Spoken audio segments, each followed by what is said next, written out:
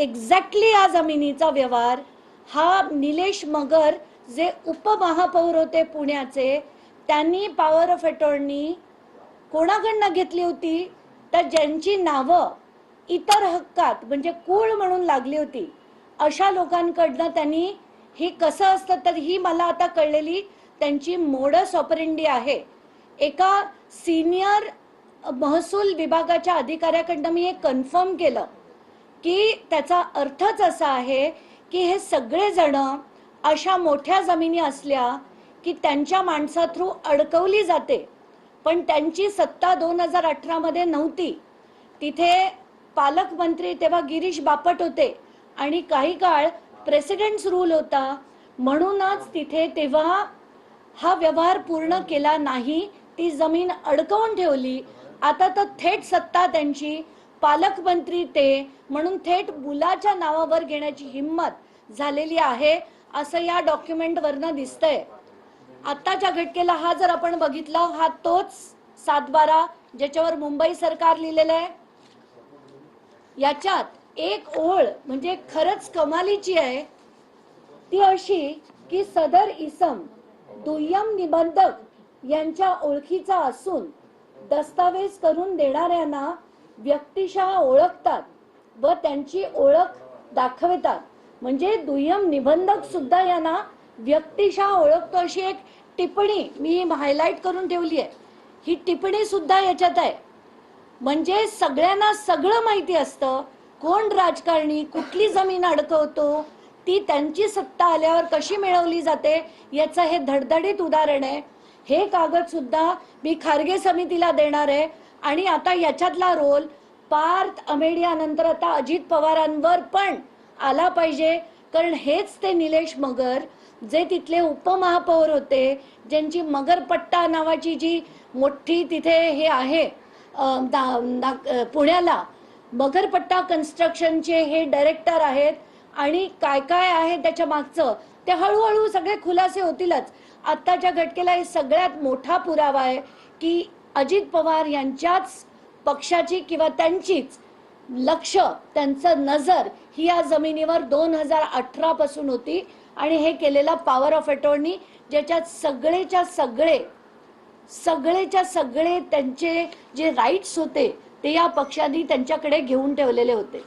हा नवीन नाव समोर येते, पुण्याचे माजी महापौर निलेश मगर यांचा या प्रकरणाशी आधीपासून संबंध होता असं तुम्ही म्हणताय की पॉवर ऑफ अटॉर्नी निलेश मगर यांच्याकडे नेमकी कशी गेली आणि त्याचा पुढे वापर कसा झाला आणि थेटपणे अजित पवारांचा याच्यावर डोळा होता असं कसं म्हणताय?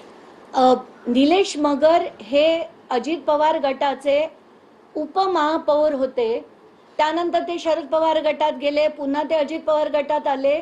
पण हा मोडस ऑपरेंडी आहे प्रत्येक पक्षाचा, आपल्या माणसांना पुढे करून ते अडकवून ठेवायची, पॉवर ऑफ अटॉर्नी घ्यायची आणि नंतर स्वतःची सत्ता आली. आता जसं मी म्हटलं की आता ते उपमुख्यमंत्री झाले, आता पालकमंत्री झाल्यानंतर सगळं थेट आपल्या नावावर करता येईल म्हणून हे केलं गेलंय असा माझा थेट आरोप आहे. तर आता या सगळ्या गोष्टी मी खारगे समितीला देणार आहे आणि ओपन अँड शट म्हणजे याच्यात सुद्धा नावासकट सगळं लिहिलेलं आहे, सेम जागा, कारण मुंबई सरकार लिहिलेला 7/12 कोणी कसं घेऊ शकतं याच्यात सुद्धा असंच लिहिलेलं आहे की त्याच्या सगळ्या ट्रान्झॅक्शन्स करणं, त्याचे रिग्रांटिंग करून घेणं म्हणजे रिग्रांट करण्याची गरज आहे हे तेव्हा सुद्धा माहिती होतं, पण आता सत्ता आल्यानंतर सोपं झालं म्हणून हे करण्यात आलेलं आहे. मात्र यापूर्वी पॉवर ऑफ अटॉर्नी मध्ये शीतल तेजवानी यांचं नाव आपण समोर बघितलेलं होतं. ही पॉवर ऑफ अटॉर्नी चेंज झाली का? निलेश मगर यांनी या पॉवर ऑफ अटॉर्नीचं नेमकं काय केलं? 2006 मध्ये शीतल तेजवानींनी पॉवर ऑफ अटॉर्नी 89 केल्या होत्या, त्या थेट गायकवाड कुटुंबाबरोबर केलेल्या. पण 2018 मध्ये स्वतः जसं मी म्हटलं की राष्ट्रवादीला ही जमीन अडकवून ठेवायची होती म्हणून ती जमीन अडकवून ठेवण्यासाठी त्यांनी कुळाबरोबर, म्हणजे खरं तर ती वतनची जमीन, वतनाच्या जमिनीवर कुळ लागलंय आणि त्या कुळाबरोबर जर त्यांनी असा व्यवहार करून ती नुसती अडकवून ठेवली आहे. हे इतकं कॉम्प्लेक्स आहे की साध्या माणसाच्या डोक्यात सुद्धा जाणार नाही, पण या राजकारण्यांच्या बरोबर डोक्यात जातं आणि हा त्यांचा जमिनी लाटण्याचा एक मोडस ऑपरेंडी आहे.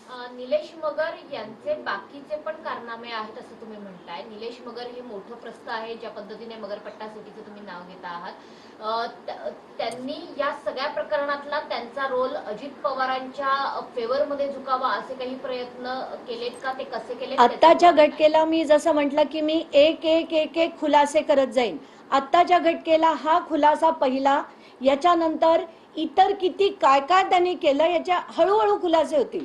पण आता हीच जमीन, हाच 88 नंबरचा गट 1 ते 26 सेम, म्हणजे त्याच्यात काहीही फरक नाही. मुंबई सरकार लिहिलेला तोच 7/12 आणि याच्यात सरळ दिसतंय की आधी सत्ता नव्हती म्हणून मिळवला नाही, आत्ता सत्ता हातात आली म्हणून थेट मुलाच्या नावावर, त्याच्या कंपनीच्या नावावर ही जमीन घेण्यात आली. माझ्याकडे त्यांच्याच कंपनीच्या नावावर घेतलेले अनेक जमिनींचे खुलासे आहेत, जे खरं तर मी घेऊन अमित शहा यांना दाखवायला गेले होते. पण भाजपला बहुतेक भ्रष्टाचार विरोधी जे लढतात त्यांना भेटायला वेळ नसेल, पण भ्रष्टाचार करणाऱ्यांना भेटायला वेळ आहे, हे याच्यावरनं स्पष्ट दिसतंय. हा नवीन खुलासा तुम्ही खारगे समिती समोर नेणार का? आणि खारगे समितीने आता निलेश मगर यांना सुद्धा चौकशीला बोलवावं अशी तुमची मागणी आहे? मी ते ताबडतोब करून सुद्धा टाकलेले आहे. खारगे समिती पुढे हे डॉक्युमेंट्स पाठवून सुद्धा दिलेले आहेत आणि त्यांनी यांना बोलवावं हे तर थेटच आहे. म्हणजे प्रश्नच नाही. या निलेश मगरांनी का ही 2018 म्हणजे उपमहापौर असताना, कायदा त्यांना व्यवस्थित कळत असताना, त्यांच्या नावावर मोठ्या प्रमाणात जमीन असताना, त्यांना जेव्हा माहितीये की वतनाची जमीन आहे, त्याच्यात 7/12 थेट लिहिलेलं आहे की वतनाची जमीन आहे आणि ती रिग्रांट करून घेण्यासाठीचे त्याचे सुद्धा सगळे ते राईट्स घेतात, याचा अर्थ त्यांना सगळंच माहिती होतं. आणि असून उपमहापौर असून आता पुण्याच्या जनतेला ठरवायचंय की येणाऱ्या निवडणुकीत असे त्यांना कॉर्पोरेटर निवडून द्यायचे आहेत की नाही. कारण आधी निलेश मगर हे होते